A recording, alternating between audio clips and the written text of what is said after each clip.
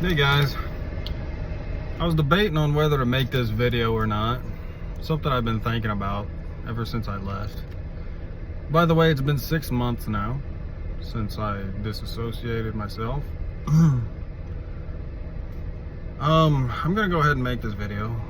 I'm gonna go ahead and say before I make this video that I love my family, I love my siblings, I love my parents, but something's fading with me and how I feel about them, because it just doesn't sit well that you would shun a child. I mean, I'm not a child, I'm a grown man, but you know what I mean. Or a sibling. Funny thing is I haven't shunned any of them. I know that they'll never speak to me, but I was writing them letters and texting them and all that good stuff. Now granted, when I first left, I have to admit I had some words for them, but they're my siblings. It's not like we've never had words before and forgave each other. That being said, I kind of wanted to give you guys a little bit of background on my brothers and sisters that I've never talked about on here before. We were all raised as Jehovah's Witnesses. When we were teenagers, we did what teenagers do. Sometimes we got in a little bit of trouble. But I have 4 siblings. There's 5 of us all together. My youngest sister is out. She's been out the longest, longer than any of us. She faded. I don't know if she's ever been officially disfellowshipped. I don't think she knows if she's ever been officially disfellowshipped, but I don't think she cares. And I went years without talking to her, thinking in my head that she was a bad person. She's out there doing her thing. Her lifestyle is not that of a Jehovah's Witness, obviously. Why would it be? But you might recognize her in one of my old videos. She's been in I think just one of my videos, and that was the convention crash I did. But then I have 3 other siblings who are very much in the truth. But here's the funny, or very much Jehovah's Witnesses. I know, I keep saying it. But here's the funny thing about them. My youngest sister that I was telling you about, she always did her thing, but she also stopped being a Jehovah's Witness years ago. So I can't fault her for anything. But my other siblings have lived way more of a debauched life than I ever did, or ever have to this day. And it just,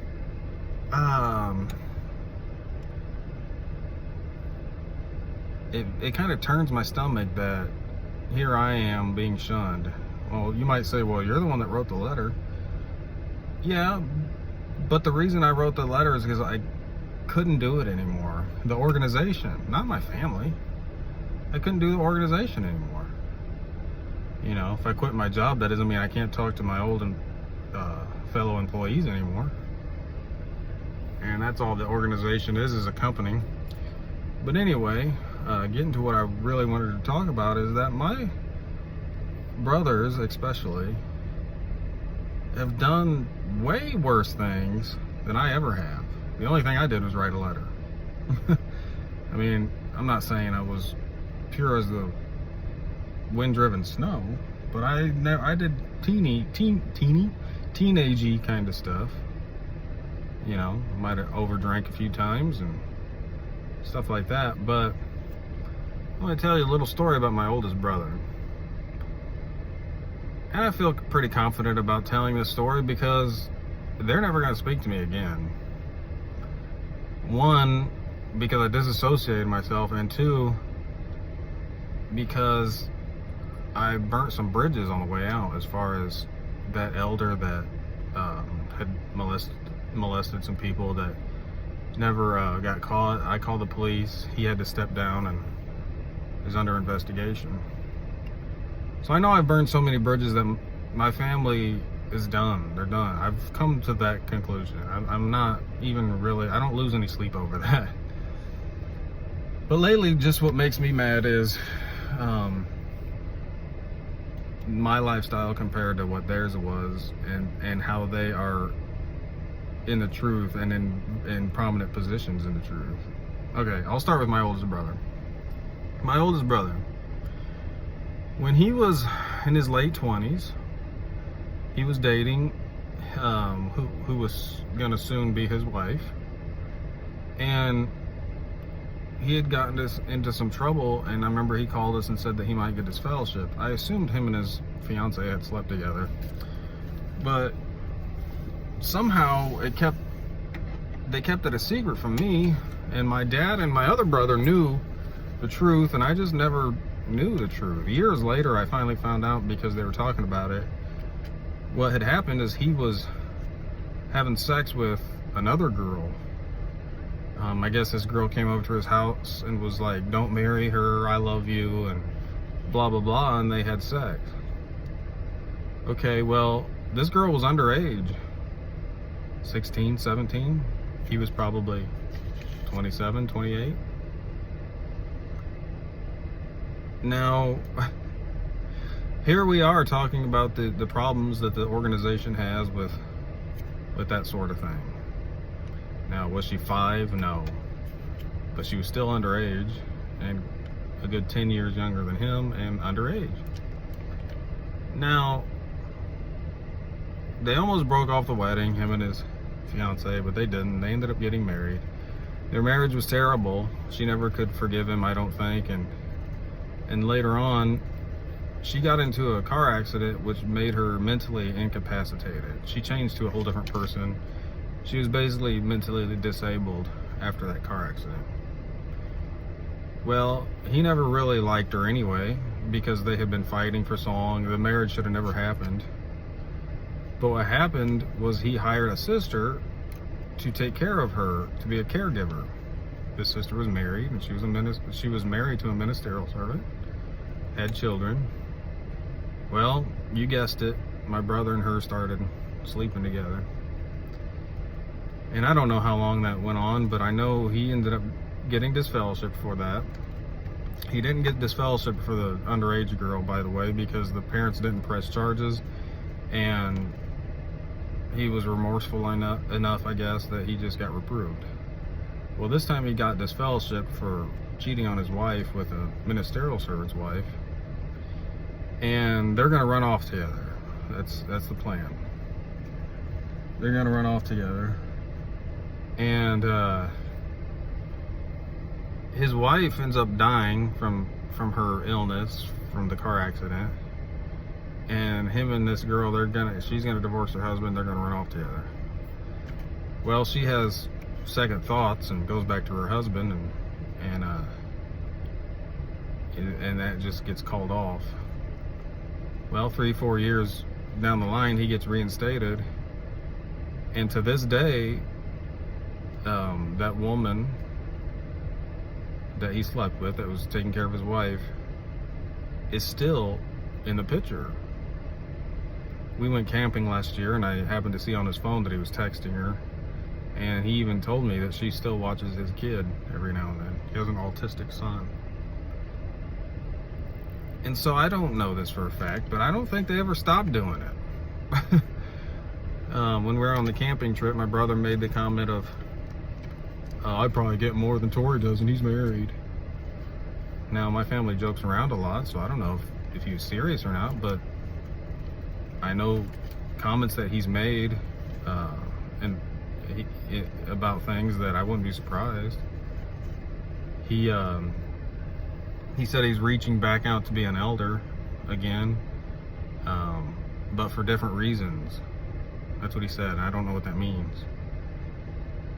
I think he knows that this isn't the truth, and he's trying to just play the role. But he's also the one that told me to poop or get off the pot when I started asking questions, and that he said he's not gonna. I'm talking like apostates 101, he told me. And so I don't know how he can be so Richie righteous about the policies, but living that kind of lifestyle that he does. So then there's my second brother. My second brother and I have never got along. He's in between us. I'm the younger brother. He's in the middle, and then the one I just was talking about is the oldest. We've never got along, and I don't know why. It was always, he just didn't like me. I don't know why. Me and him just have never gotten along. And he was probably the most shady. He started dating a girl that was disfellowshipped, I believe, when they were dating, and he said that she wasn't, and then she got reinstated halfway through the way that they were dating, because she was going to a different congregation, which, by the way, she's cool. I talked to her this day, so if she watches this video, I don't want her to get upset. But yeah, she also left the truth, and she's super cool. But anyway,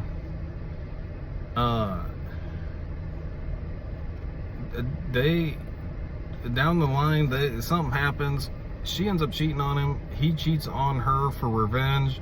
This is all while they're still Jehovah's Witnesses, and ends up at one point he's sleeping with his wife and this other girl, this old girlfriend he knew from before, at the same time. And you know, the elders are like, well, if you're sleeping with your wife, that means you forgave her. She cheated on you, but if you're still banging her, then you forgave her. That's the Jehovah's Witness rules. He's like, no, I haven't. And it was just like super rude to him, according to what he told me. And he just gets reproved for this.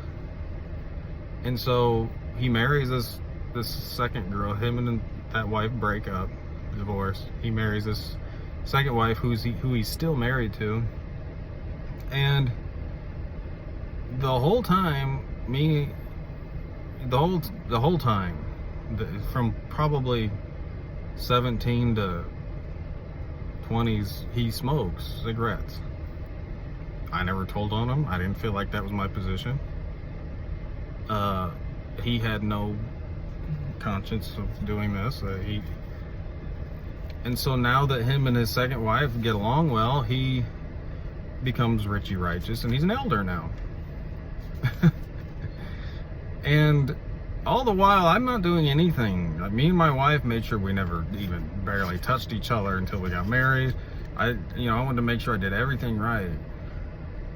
And so then fast forward, I have some questions, and they all get pissed off at me. And if you're going to talk like an apostate, poop or get off the pot.